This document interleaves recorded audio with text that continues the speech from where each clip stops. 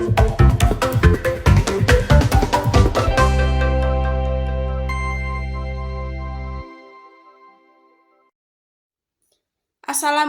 warahmatullahi wabarakatuh. Perkenalkan, saya Drafika Utari dari PGMI 5A.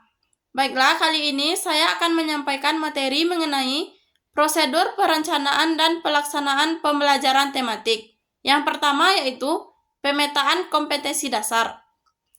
Kegiatan pemetaan kompetensi dasar ini dilakukan untuk memperoleh gambaran secara menyeluruh dan utuh dari semua standar kompetensi dan kompetensi dasar, indikator pembelajaran dari beberapa mata pelajaran yang dipadukan.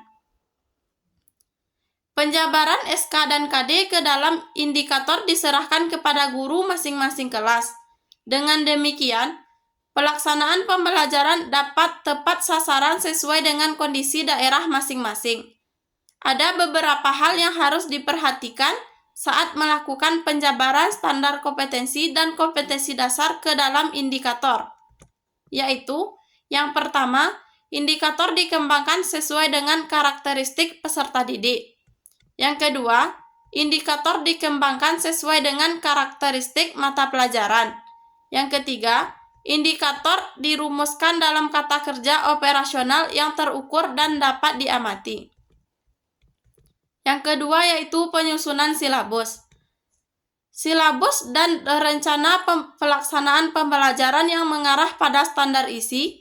Silabus merupakan acuan penyusunan kerangka pembelajaran untuk setiap bahan kajian mata pelajaran. Pembuatan silabus tidak dapat berdiri sendiri.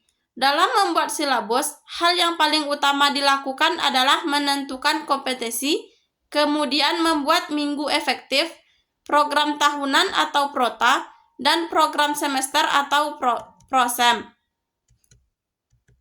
Adapun komponen dari silabus yaitu yang pertama, identitas suatu mata pelajaran. Yang kedua, identitas sekolah. Yang ketiga, kompetensi inti.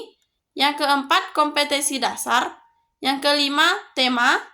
Yang keenam, materi pokok. Yang ketujuh, langkah-langkah pembelajaran. Yang kedelapan, penilaian.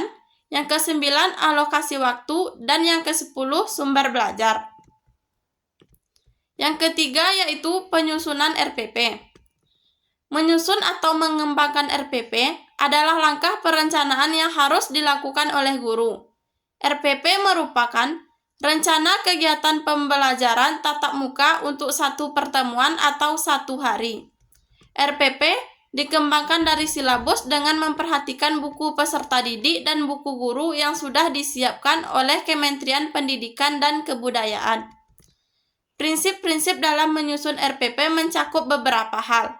Yang pertama, setiap RPP harus memuat secara utuh kompetensi sikap spiritual KD1 dari KI1, sosial KD dari KI2, pengetahuan KD dari KI3, dan keterampilan KD dari KI4.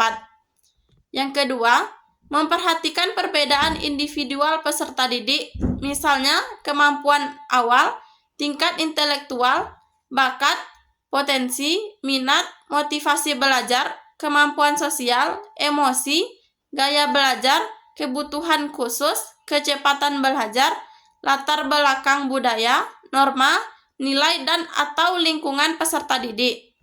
Yang ketiga, mendorong anak untuk berpartisipasi secara aktif. Yang keempat, menggunakan prinsip berpusat pada peserta didik untuk mendorong semangat belajar, motivasi, minat, kreativitas, inisiatif, inspirasi, inovasi, dan kemandirian peserta didik.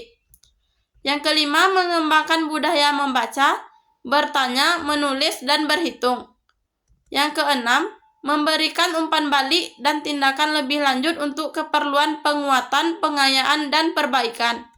Yang ketujuh, menekankan adanya keterkaitan dan keterpaduan antara KD, materi pembelajaran, kegiatan pembelajaran, indikator pencapaian kompetensi penilaian, dan sumber belajar dalam satu keutuhan pengalaman belajar.